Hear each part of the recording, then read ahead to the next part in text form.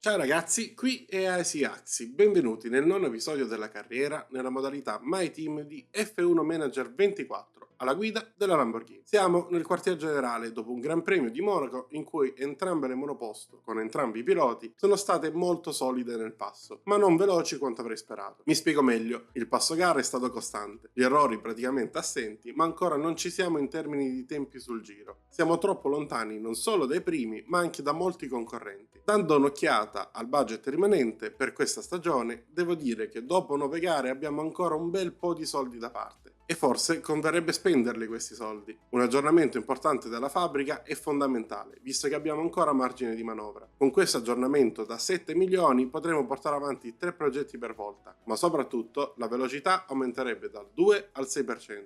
Produrre di più e più velocemente è un grosso vantaggio. Nel frattempo, completiamo il progetto di ricerca sulle pance laterali per il prossimo anno e qui possiamo vedere i benefici che questa ricerca ci ha portato. Direi niente male. Un'altra ricerca potrebbe essere effettuata sul sottoscocca. Il progetto costa solamente 1 milione di euro e i benefici di questo componente su tutta l'auto sono evidenti. Non vedo come potrei sfruttare meglio questi soldi. Ma purtroppo abbiamo un problema alla galleria del vento ed è necessario condurre delle indagini per evitare che questo problema possa peggiorare. Tuttavia, la galleria del vento deve rimanere chiusa e quindi tutti i progetti subiranno un ritardo di 5 giorni. Impostiamo velocemente il programma di sviluppo dei meccanici, incentrato come al solito sulla durata della sosta, con mezza giornata di riposo aggiuntiva dopo le gare, in modo tale da contenere l'aumento della probabilità di errore. E pochi giorni dopo, Veronique ci informa che le indagini sono concluse e i problemi alla galleria del vento sono stati risolti. Possiamo quindi tornare a lavorare ed infatti, qualche giorno più tardi, completiamo il terzo progetto di aggiornamento all'alettone posteriore. Quel progetto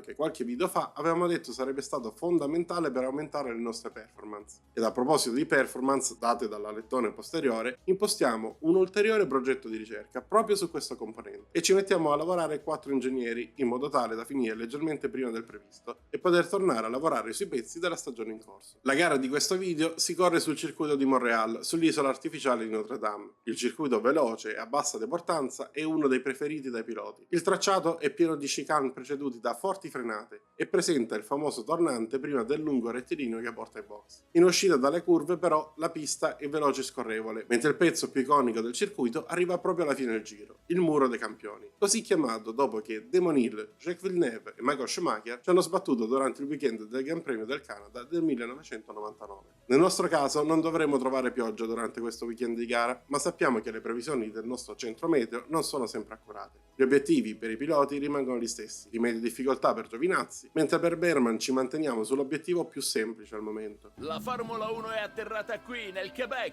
e non stiamo già nella pelle. Speriamo che non sia il giorno della marmotta. Quei roditori hanno già creato scompiglio in più di una gara in passato. Il Gran Premio del Canada sta per iniziare e l'unica tensione che vogliamo vivere in pista è la sfida tra grandi campioni determinati a conquistare un posto sul podio. Dopo le sessioni prove libere facciamo un piccolo recap. Entrambi i piloti sono preparati al massimo ed entrambi ovviamente sono estremamente soddisfatti dell'assetto della loro auto, il che ci consente di avere la loro fiducia già molto alta all'inizio delle qualifiche. Vediamo se riusciamo a centrare il Q2. Il nostro weekend prosegue con le qualifiche, con i piloti pronti a contendersi la pole. Siamo in auto con Giovinazzi nell'ultimo tentativo del Q1. I primi due non sono stati esattamente entusiasmanti. Vediamo quindi di migliorarci.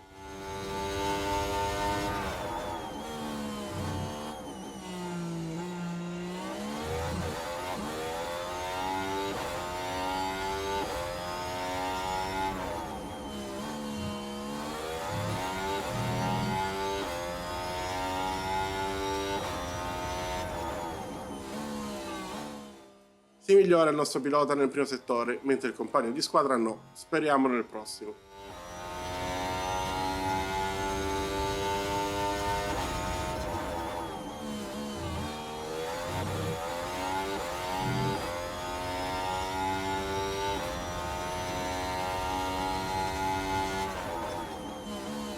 Nel secondo settore si migliorano entrambi i piloti, il giro di Giovinazzi al momento è davvero ottimo, se dovessimo riuscire ad essere abbastanza veloci nell'ultimo potremmo anche farcela a centrare il Q2.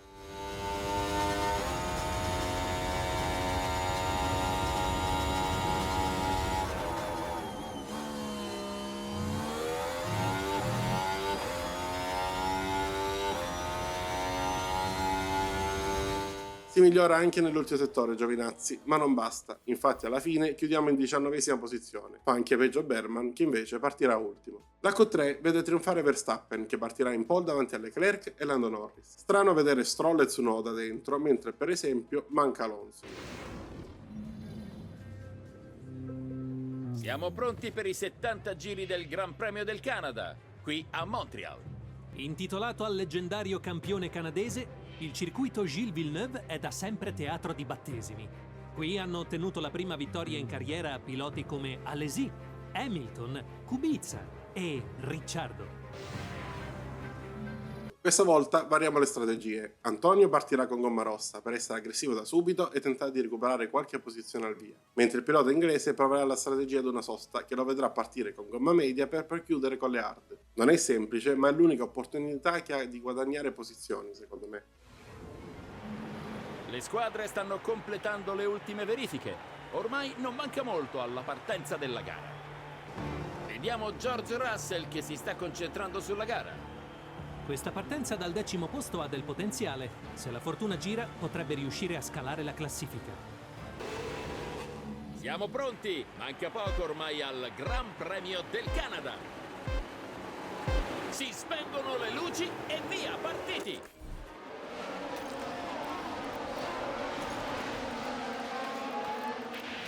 Ottima partenza ai nostri piloti. Berman dietro guadagna un paio di posizioni, superando anche la Williams di Sargent, mentre Giovinazzi riesce ad affiancarsi a Bottas per tentare il sorpasso. I due proseguono fianco a fianco per diversi metri, ma alla fine, alla prima chicane, Antonio riesce a mantenere l'interno e a sopravanzare la Sauber del finlandese.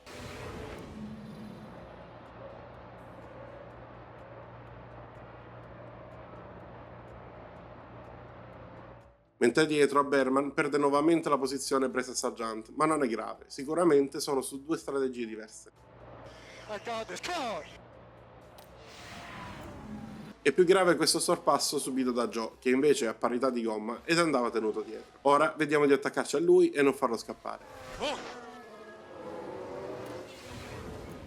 Davanti purtroppo Giovinazzi ha perso terreno nei confronti dell'auto davanti e Bottas ha approfittato del DRS per passare il nostro pilota senza troppi problemi. Al terzo giro è poi uscita la safety car a causa di una Haas, un po' troppo fiduciosa in questa occasione, che ha finito per centrare un incolpevole Ocon prima della staccata del tornantino. Ho pensato a lungo su quale fosse la migliore mossa da fare ed alla fine ho deciso di rimanere fuori con entrambi i piloti. Nell'incertezza ho preferito rimanere in pista. Alla ripartenza siamo dietro a Bottas in 13ª posizione, ma davanti alla prima curva si toccano di nuovo. Passiamo indenni di fianco alle due auto, ma mentre ci facciamo vedere da Bottas viene chiamata la virtual safety car. Dobbiamo quindi attendere. Addirittura Leclerc e l'Haas si sono colpiti pure dopo essere ripartiti dall'incidente, è veramente assurdo. La virtual è finita e dal momento siamo in top 10 con entrambi i piloti, addirittura quarti con Giovinazzi dietro a Norris, che sarà impossibile da tenere ovviamente. Siamo riusciti a cavarcela per qualche giro, ma adesso siamo alla merce di Perez, che riesce a superarci senza troppa difficoltà. E lo stesso fa Gasly con Berman, che ovviamente aveva perso il treno del DRS delle auto davanti, troppo più veloci della nostra Lamborghini. In poche curve Perez si è allontanato e Giovinazzi è quindi stato passato senza difficoltà da Sainz, dietro di lui, che ha sfruttato il DRS, mentre Berman, ancora una volta, è stato sorpassato, stavolta da Piastri, il che è più comprensibile.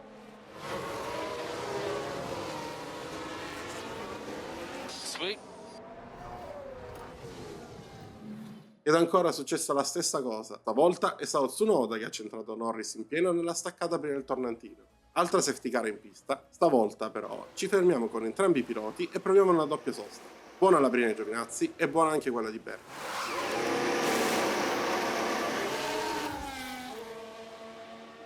Pessima ripartenza per Antonio che si fa sorprendere ed in pochi metri le auto davanti scappano via.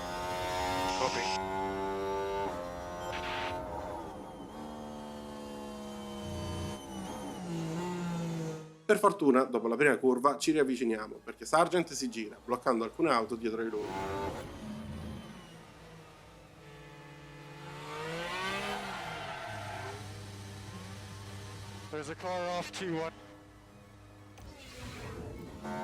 Lo stint su gomma bianca è stato duro per Giovinazzi, che non è riuscito a tenere il passo ed alla fine ha perso diverse posizioni, oltre al fatto che la gomma non è durata fino alla fine come era lecito aspettarsi, motivo per cui abbiamo messo la rossa per l'ultimo stint. E subito dopo la nostra sosta, Albon ha sbagliato ad impostare la curva, bloccando e finendo addosso al muro, distruggendo così la sua auto. Ora siamo in una posizione alquanto strana, siamo più veloci di Verstappen con gomma gialla e consumata e contemporaneamente dobbiamo passare gli altri, quindi loro si spostano per far passare Max, ma noi siamo davanti a lui, davvero non capisco. Ora Max ci ha passati, ma siamo attaccati e ne approfittiamo per far fuori anche Bottas ed entrare per la prima volta in top 10 a parità di soste con tutti gli altri. Arriviamo al giro finale, abbiamo Bottas attaccato e il DRS di Max non è più a nostra disposizione. Dobbiamo usare tutto l'ERS che ci rimane per tentare di difenderci dal pilota della Sauber.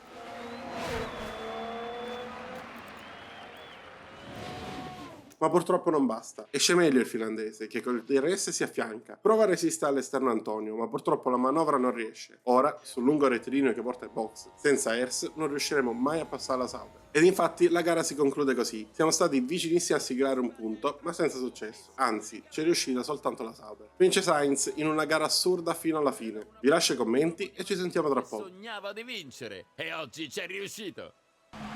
La scuderia ha una monoposto eccezionale, questo è vero, ma senza un talento del genere al volante non sarebbe stata sufficiente. Valtteri Bottas non delude. Il finlandese ha confermato il suo talento prodigioso. Ha lavorato molto per arrivare a punti e il risultato è sotto gli occhi di tutti, un'impresa fenomenale. La gioia è incontenibile e ora festeggia insieme alla squadra che ha lavorato senza sosta. Il nome di Sainz oggi è ancora più scolpito nella storia dei motori. È la sua prima vittoria stagionale dopo una prestazione da ricordare. Questo weekend di Formula 1 si chiude qui, a presto da Montreal. Per il prossimo round la Formula 1 si prepara a tornare in Europa, sulle spiagge della Catalogna. L'atmosfera in Spagna sarà decisamente bollente.